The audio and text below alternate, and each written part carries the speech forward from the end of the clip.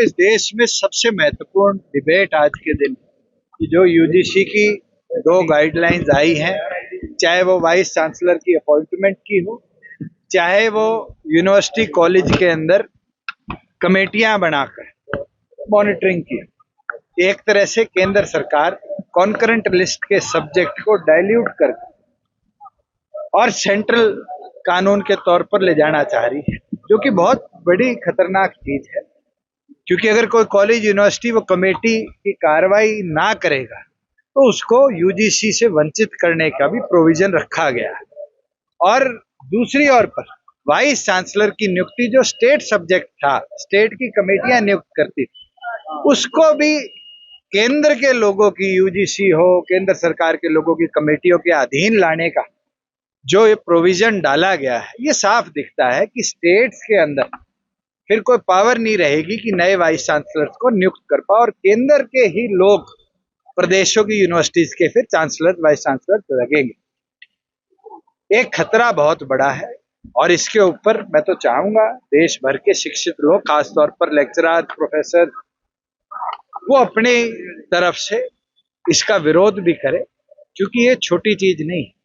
आज तो आप किसी भी बच्चे को शिक्षा के अंदर जाते ही पूरे जीवन के लिए प्रोहिबिट कराने के लिए प्रोविजन ले आए,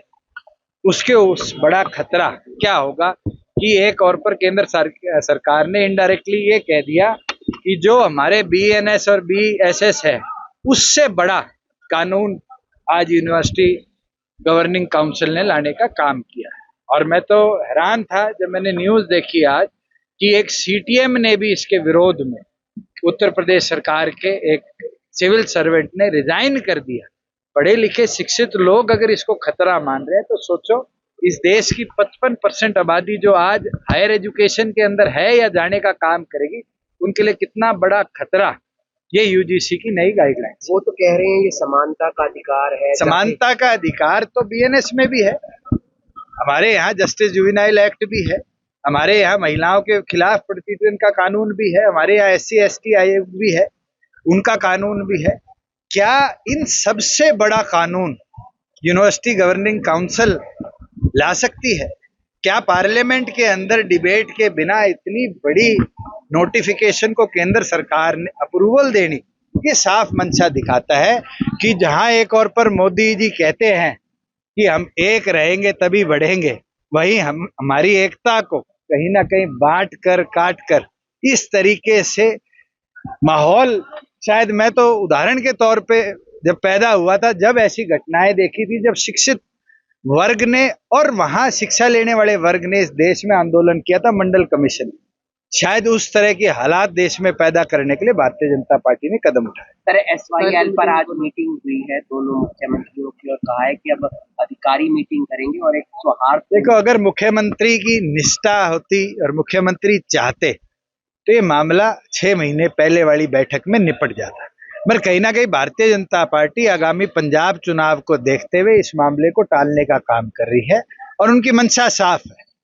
अगर मंशा के अंदर अगला चुनाव नहीं होता तो केंद्र सरकार को सुप्रीम कोर्ट ने आदेश दे रखे हैं कि इस पर फैसला किया जाए,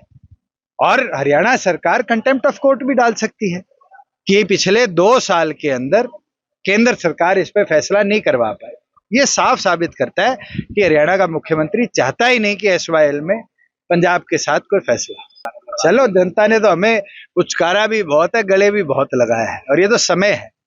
किसके पक्ष में है किसके पक्ष में नहीं है तो समय के भविष्य की गर्व में बात है। हम अपनी लड़ाई लड़ेंगे युवा के साथ मैदान में उतरकर। मैं जितना जानता हूं, शायद मैंने पिछले 20 साल में 12 या 13 रिपब्लिक डे परेड्स अटेंड करी है, और वहां पर किसी के नाम की सीट नहीं होती। जो समय पे आता है वो फ्रंट रो में भी बैठ जाता है, और जो लेट आता है उसको आखिरी रो में भी बैठना पड़ता है। मगर कांग्रेस को, मेरे को लगता है कि उनके नेताओं के ऊपर ज्यादा ध्यान रखने की आदत पड़ चुकी है।